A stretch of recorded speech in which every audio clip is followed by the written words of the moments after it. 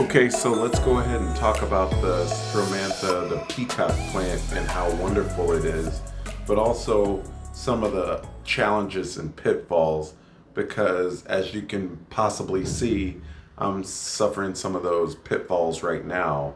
Challenges with like humidity and consistent watering taking a toll because you're seeing a little crispiness on these leaves right here, and further things to watch out for.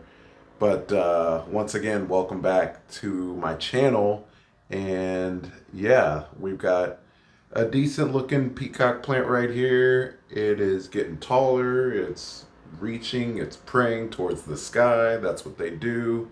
They like to open up their leaves to receive more sunlight, and then at the end of the day when the sun goes down, they retract and actually go up vertically to the sky. Pretty cool. One of the handful of interactive plants that really do a lot of motion, some say even a dance throughout the day, just to keep themselves sustained.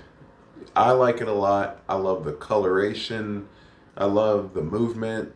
You know, there's cool time lapse videos of them where you can see them going up and down. And I really like the variegation as well. So, super cool plant. I, as you can see, have mine in a ceramic pot, which is going to be the saving grace, I will say, because I'm fully transparent on my channel. I will quickly admit that I've lost plants. Some have just gone south, downhill, and they never came back. And, the Stromantha, the peacock plant, I'm pretty sure this is not my first. Hopefully, I won't have to replace it, but yeah, it's an issue. I think it was an issue last time, if I remember correctly, because I put it in a terracotta pot, and unless you're just willing to water it all the time, you're gonna have a tough time keeping that moisture level up to par. You're gonna need to consistently keep it even on the moisture level, and that is the number one struggle. It's not like you want to have it soaking wet all the time, but you do want to ensure that it never dries out for sure. And about the time that the top, really half inch to inch of the soil is dry, it's time to water. So it's one of those that you got to be mindful of, because it just suffers if it dries out. While we're on the topic of water, also I do know that it is sensitive, super sensitive to fluoride, chlorine, things like that in the water. So anytime that you're just taking tap water and dumping it straight in, you're probably going to see some issue with that. Right now I have a water filtration system hooked up underneath my sink. I think I'm going to do a video on that sometime in the near future. But yeah, that is, the filtration system that I'm using is keeping a lot of that fluoride and the chlorine out. And I also contributed a lot of the current success of this plant due to the fact that, yeah, it's not getting all that bad stuff in the water.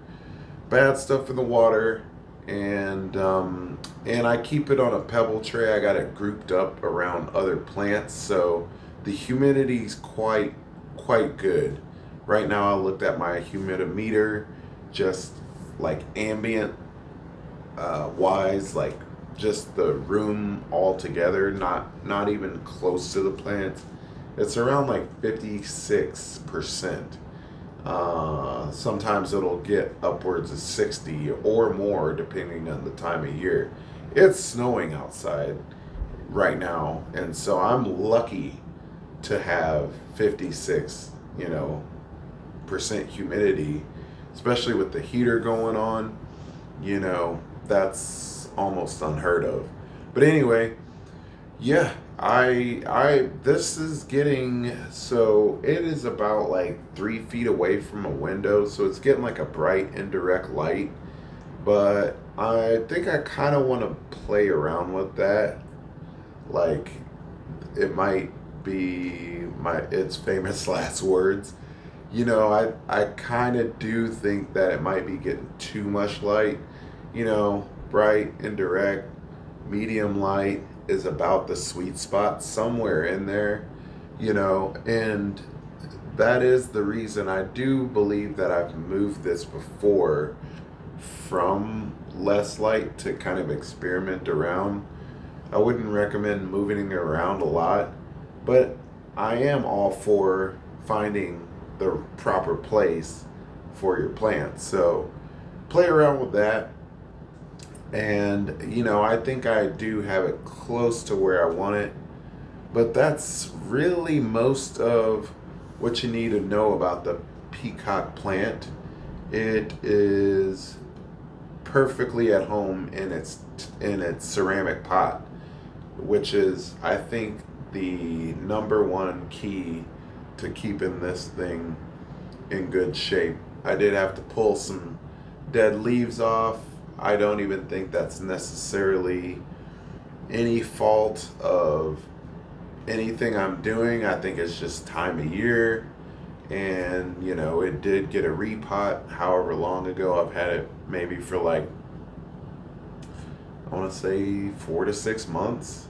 So just the fact that, you know, it's in the state that it's in, I see a new leaf coming up, I think, you know, it is possibly here to stay. So that's what I got.